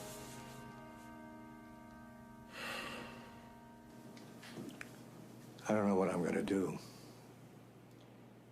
There's certain to be 4 firm votes to reverse Plessy. And maybe 4 to affirm. That leaves me. Well, Felix, you abhor segregation.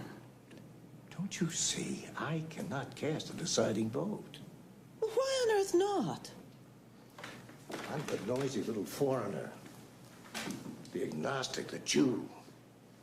Some of them hate Jews as much as Negroes. Felix, what are you saying? It's what they say. Commie Jew. Alien radical. Well, that was all in the past, Go dear. back to Austria. Felix, Dirty little... stop this. I cannot cast a deciding vote, Marion.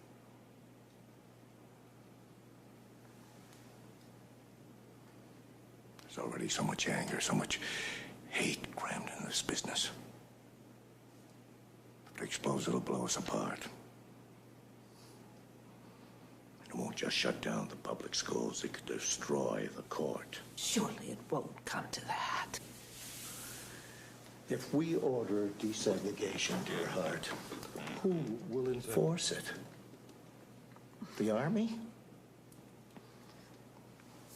I love this country, Marion. And you know how much I love the court. I'm afraid.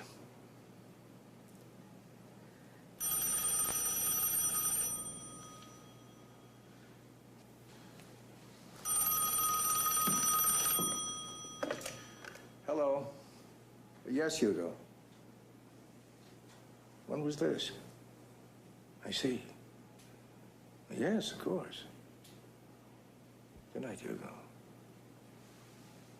Fred Bunsen just had a heart attack. He's dead. Chief Earl Warren. My God, another politician. So I said, I think it's your best choice. And he says, oh, no, don't ever put me on that witness stand. I'm my own worst enemy. Mr. Justice Frankfurter, it is a pleasure and a privilege, sir. With the consent of the brethren, I'm going to ask you, Hugo, as senior justice, if you will preside over this conference so that the new boy can get his feet wet without getting in over his head. Gentlemen, thank you.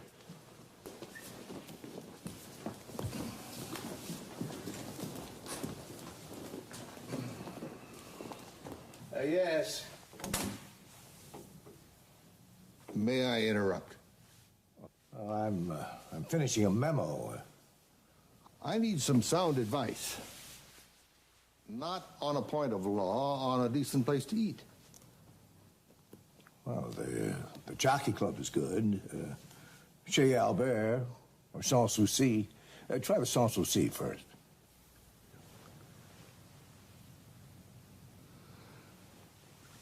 Would you be free to join me? Why, yes. Yes, I would. After the Civil War, the South used every means available to keep the ex-slaves poor, disenfranchised, and ignorant. As close to slavery as possible.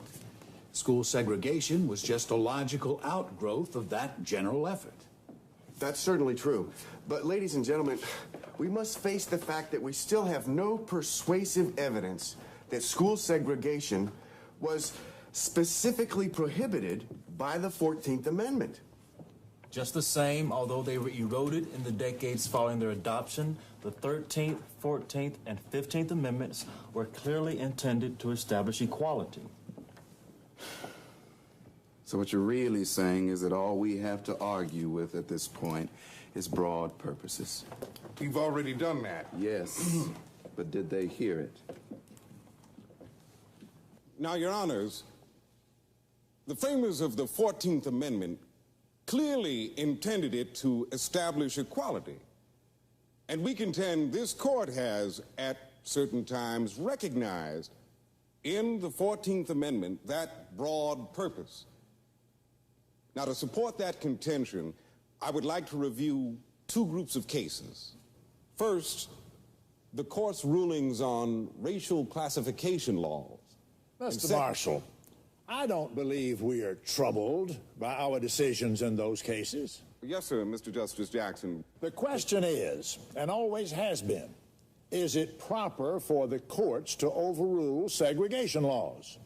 Is it right for this court to do that instead of leaving it to Congress? Exactly.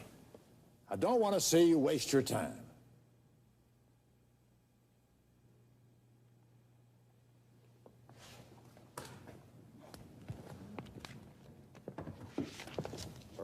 Well, in fact, in 1871, Congress passed a law specifically aimed at enforcing the 14th Amendment, saying that anyone using a state law to deprive a citizen of his rights... I don't know what that act has to do with our problem. If you expect to prevail here, you must stick to what flows directly out of the 14th Amendment, not some subsequent congressional action. Yes, sir.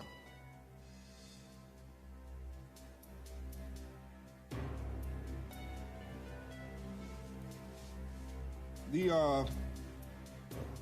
only way my opponent can win here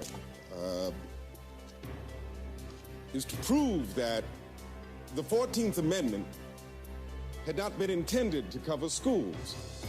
And they forfeited... Mr. Marshall, if you should prevail here, before you finish, you must address this. Have you developed a plan for how desegregation would take place? Mr. Justice Frankfurter, we cannot intelligently, that is, put forth a single plan that would fit all situations. Yes, but have you thought how much desegregation would be enough? Have you addressed the administrative problems?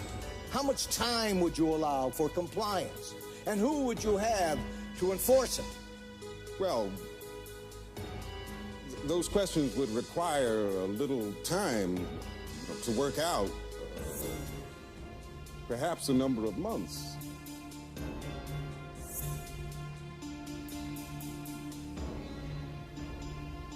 Your Honors, frankly, it is also beyond our imagination to conceive how the court would implement a desegregation order. In, for instance, Clarendon County, South Carolina, there are 2,700 black students and only 300 white ones in that county. Now, if there were 27 Negro students and only 3 white ones in each and every classroom, would their lives be more serene?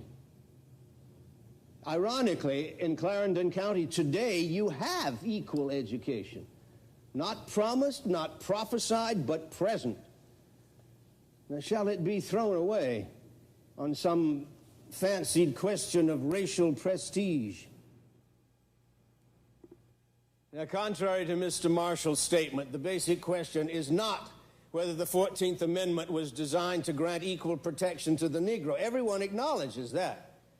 The question is whether separate facilities, if they are equal, satisfy that guarantee. Now, this court has ruled not once, but 7 times over the years in favor of the separate but equal doctrine. Now, somewhere, sometime, to every principle, there comes a moment of repose, a time when it has been so often announced, so confidently relied upon, so long continued, that it passes the limits of judicial disturbance. We feel strongly that the separate but equal doctrine has reached that moment. Thank you, Your Honors.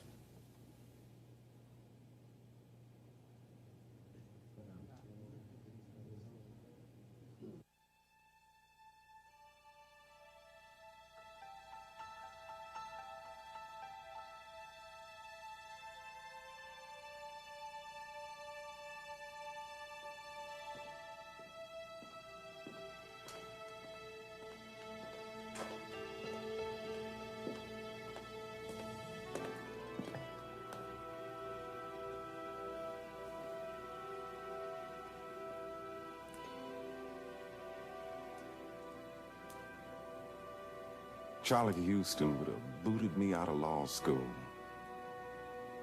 for such a fumbling, dim-witted display.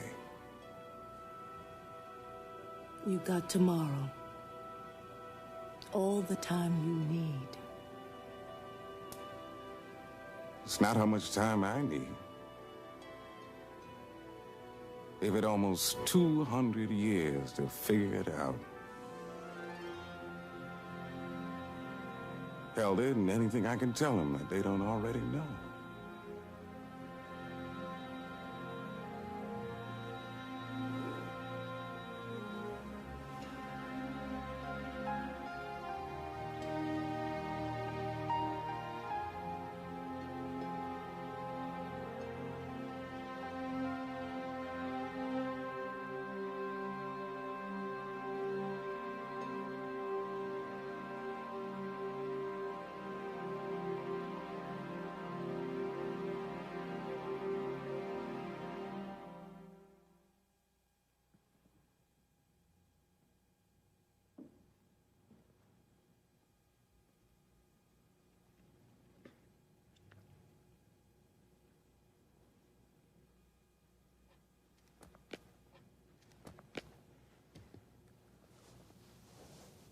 Now, Your Honors, I got the feeling, listening here yesterday, that when you put a white child in a school with colored children, that child is going to fall apart. Now, we all know that this is not true. Those same kids in South Carolina and Virginia, they play in the streets together. They play on the farms together. They go down the road together. And they separate to go to school. They come out of school and they play ball together. but they must be separated in school. There is some magic to it. Now, this court has said that black and white are entitled to vote together, to live in the same housing developments. You have said, let them attend the same universities, law schools, nursing schools. But if they attend the same elementary and high schools, the world will fall apart.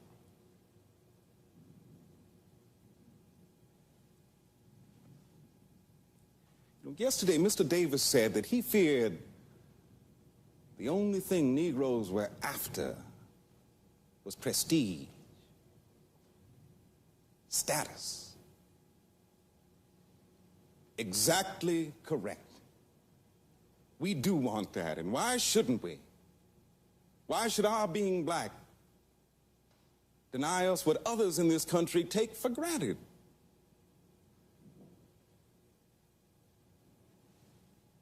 Your Honors, this country fought a tragic, bloody civil war over the question of our status, and not one, but 3 amendments to the Constitution were passed in the wake of that war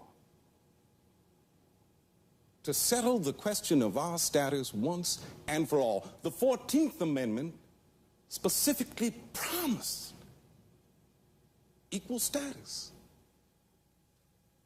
It was the Negro Bill of Rights. What had been left out of our Constitution had finally been put in. Our otherwise extraordinary Constitution was finally complete. No longer would we be denied the right to be free, to take charge of our own lives, to become a proud and an aspiring people. Well, we all know that some states made a mockery of those sacred promises. And in 1896, the Supreme Court of the United States said, that's all right. The Plessy decision was and is a fraud, nothing more than a license to discriminate, to perpetuate the inequalities and injustices of slavery. And now is the time for this court to say that is not what our Constitution stands for. The only way this court can decide for the defendants is to say Negroes are inferior to all other human beings. Now, nobody will stand up in this court and urge that openly. But for a court in this country today to deny that enforced racial segregation is a badge of inferiority, why, they are shutting their eyes as judges to what they must surely know as men. If this court denies our appeal, that is the message you will be sending to us and to the world.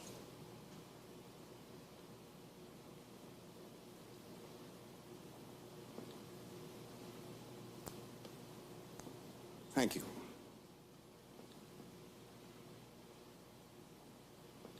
Thank you, Mr. Marshall.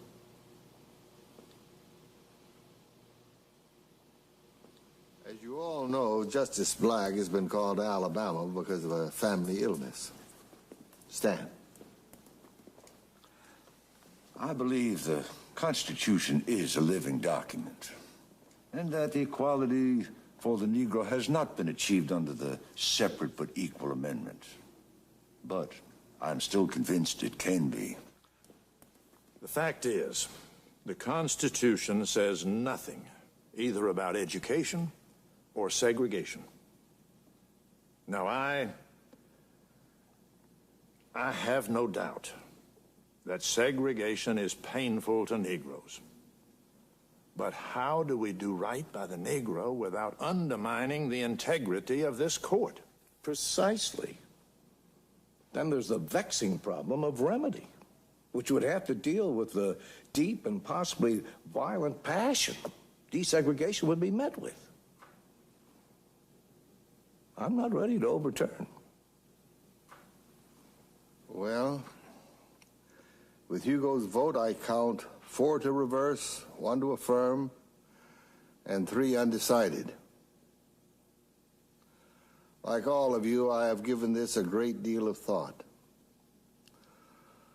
I have concluded that the only honest way that segregation can be sustained is to insist that the Negro is inherently inferior. And that is unthinkable. So I believe the time has come to end segregation in the public schools. Now, given the deep feelings about this issue, this court must not act in an inflammatory way, but act it must. And it is my fondest hope that we can find a way to speak as a united court in one clear voice. Brethren,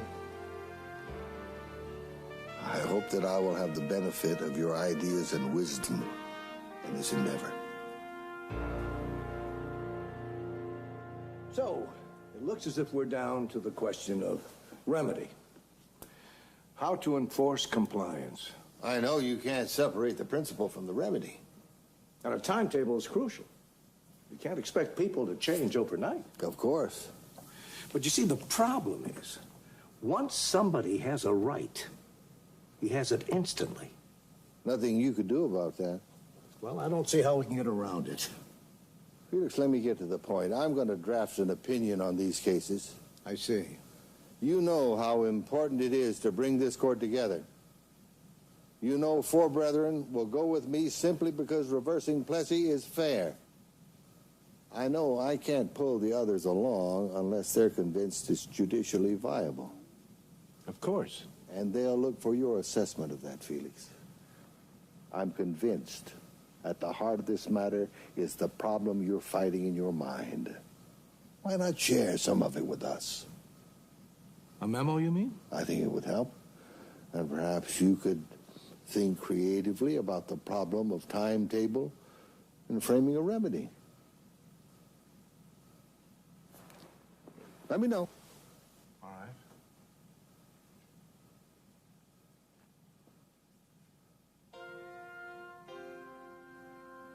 Regarding a decree in the school segregation cases before the court, I offer these thoughts in the hope they may stimulate good thoughts in others.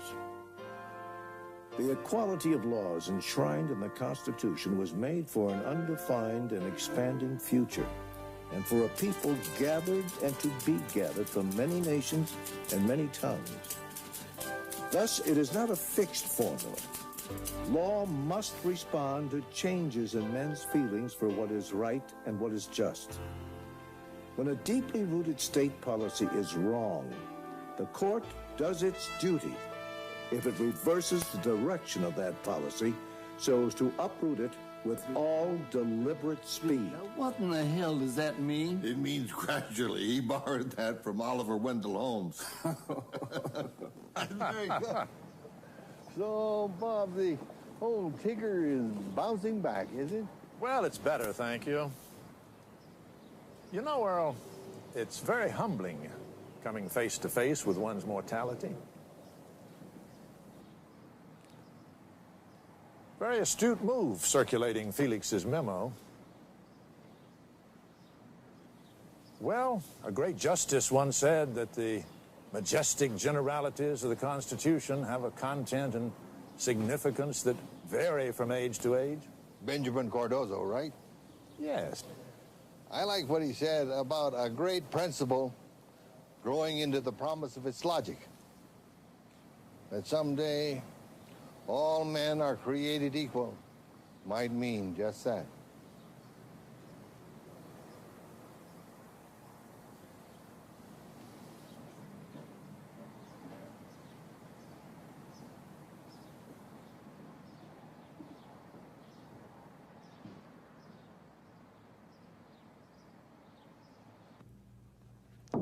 Stan?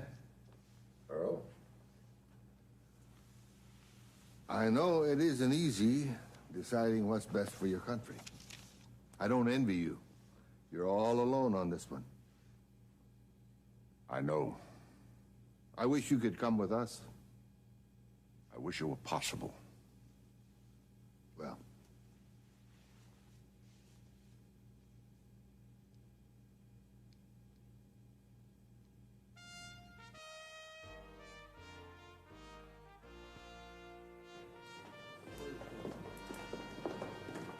The Honorable, the Chief Justice and the Associate Justices of the Supreme Court of the United States. Oyez, oyez, oyez.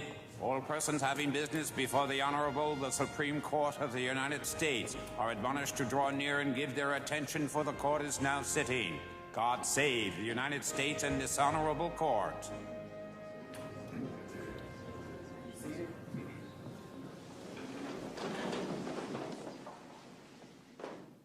I have for announcement the judgment and opinion of the court in number 1, Oliver Brown versus the Board of Education of Topeka.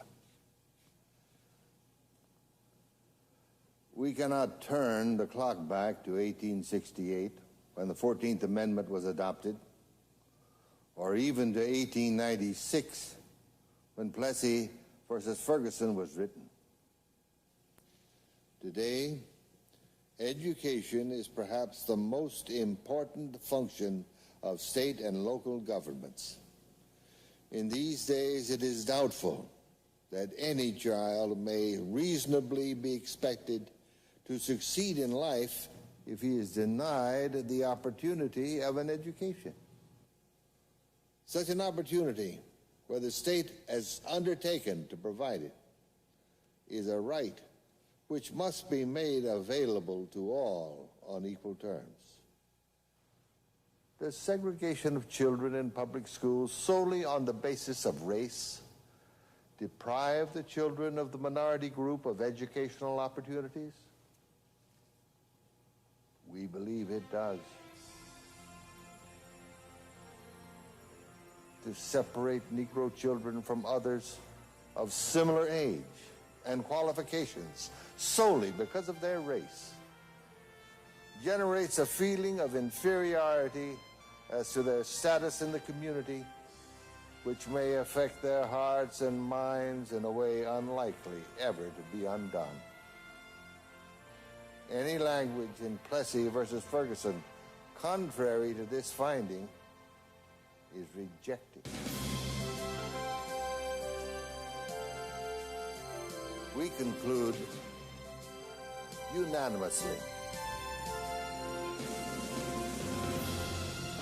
that in the field of public education, the doctrine of separate but equal has no place. Separate educational facilities are inherently unequal. Yes, sir! Unanimous! Oh, have mercy. Excuse us. We are very pleased. This is overdue, but nonetheless, we are happy with the result. He's there, all right?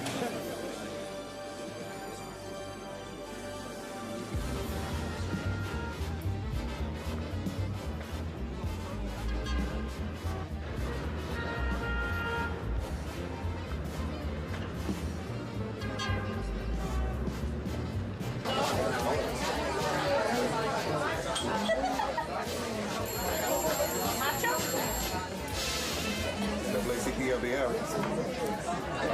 Very funny. I would say very funny. Very good.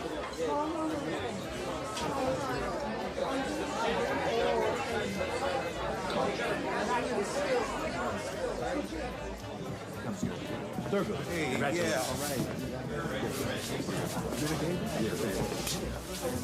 Hello. It's a little noisy.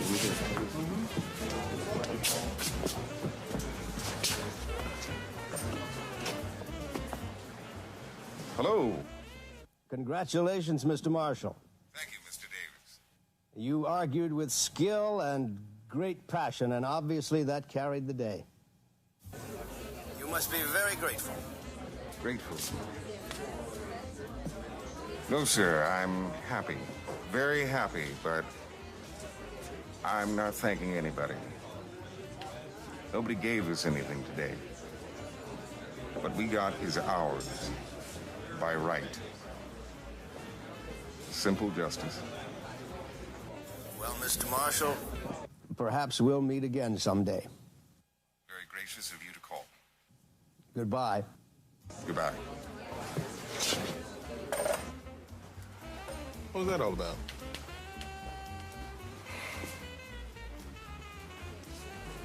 Bob, I've got the feeling that tomorrow the real work begins.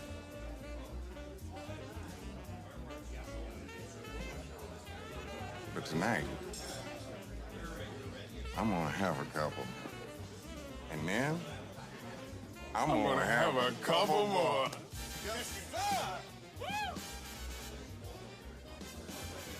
a year later, the court ordered public schools to desegregate with all deliberate speed. It took 10 years in Virginia, and in South Carolina, too. Make no mistake, though, the Brown decision made all the difference in the world. For over 300 years, we had been either slaves or second-class citizens. Brown said, in effect, we were equal before the law. That's what we heard. That's what it said. The law was finally on our side.